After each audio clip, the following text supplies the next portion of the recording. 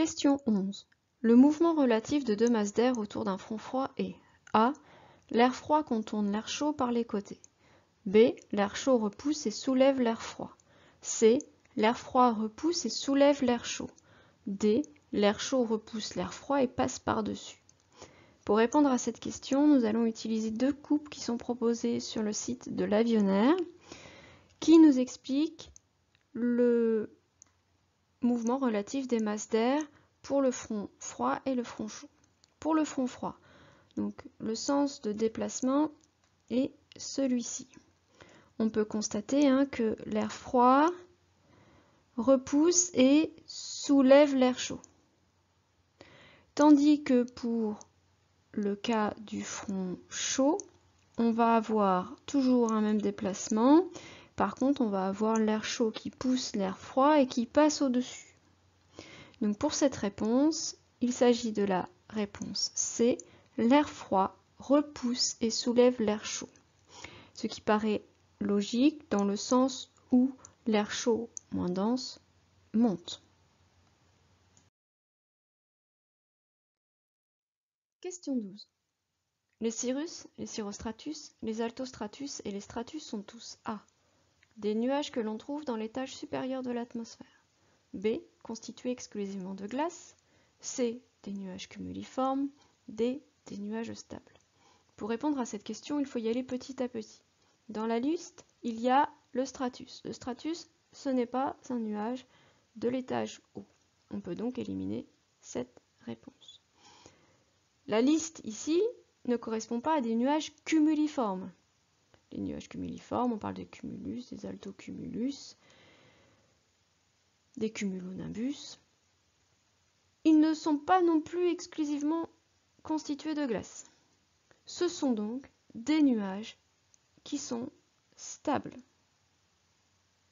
Réponse D. Question 13.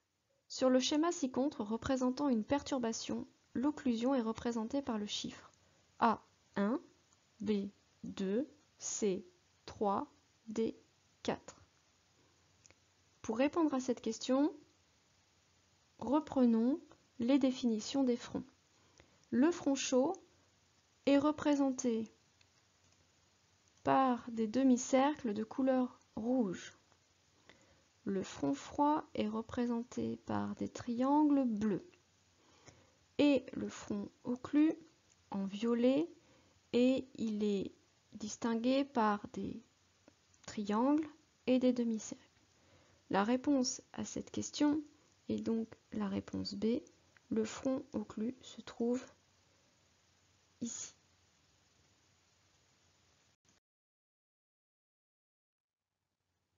Question 14. Sur la photo ci-contre, prise à Paris-Orly, au lever du jour après une nuit fraîche, sans nuages et sans vent, on observe un brouillard A. d'advection, B. de rayonnement, C. d'évaporation, D. de convection. La réponse à cette question est la réponse B. En effet, il existe 5 types de brouillard. Le brouillard dit mélange, refroidissement d'une masse d'air chaude par mélange avec une masse d'air plus froide. Donc ce n'est pas le cas ici sur la photo. On a le cas du type de rayonnement, refroidissement d'une masse d'air par rayonnement nocturne du sol. Et on peut vérifier dans la dernière colonne que c'est un brouillard qui colle au sol et il se forme la nuit par ciel clair ou peu nuageux et par vent faible.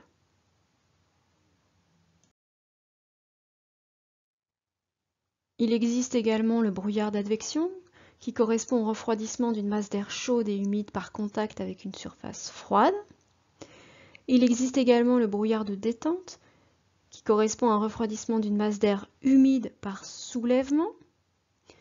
Et le brouillard d'évaporation qui correspond à l'enrichissement en vapeur d'eau d'une masse froide.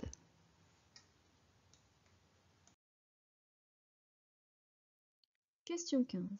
L'ordre de grandeur de l'extension verticale des cumulonimbus est A 100 mètres, B 1000 mètres, C 10 000 mètres, D 100 km. Pour répondre à cette question, nous allons regarder une coupe des nuages et en l'occurrence, nous trouvons ici le cumulonimbus. Le cumulonimbus qui peut avoir une base à partir de 1000 mètres et sa base supérieure 12 000 mètres. Nous avons donc une différence de l'ordre de grandeur de 10 000 mètres, ce qui correspond à 10 km. La réponse à cette question est la C. Question 16. La circulation du vent autour des centres de pression s'opère de souffle des A. Haute pression vers les basses pressions, B. Basse pression vers les hautes pressions, toutes les deux de façon perpendiculaire, C. Basse pression vers les hautes pressions, déviées vers la gauche dans l'hémisphère nord par la force de Coriolis, tangent aux isobars, D. Haute pression vers les basses pressions, déviées vers la droite dans l'hémisphère nord par la force de Coriolis, tangent aux isobars. La réponse à cette question est la réponse D. En effet, dans un anticyclone, dans l'hémisphère nord, vous allez avoir le vent qui va tourner dans le sens horaire, donc vers la droite. Tandis que pour les dépressions, le vent va tourner dans le sens anti-horaire, donc vers la gauche. Question 17. La tramontane est A. Un vent qui souffle du secteur nord-ouest entre les Pyrénées et le Massif central. B. L'assèchement de la masse d'air sous le vent d'un massif montagneux. C. Un vent qui souffle du nord vers le sud dans la vallée du Rhône. D. Une onde générée par la déviation d'un vent fort soufflant perpendiculairement à une chaîne montagneuse. Pour répondre à cette question, regardons les vents dominants en France. La tramontane correspond à un vent qui souffle depuis le nord-ouest, entre les Pyrénées et le Massif central. La réponse à cette question est la A. Le vent qui souffle du nord vers le sud dans la vallée du Rhône, c'est le Mistral.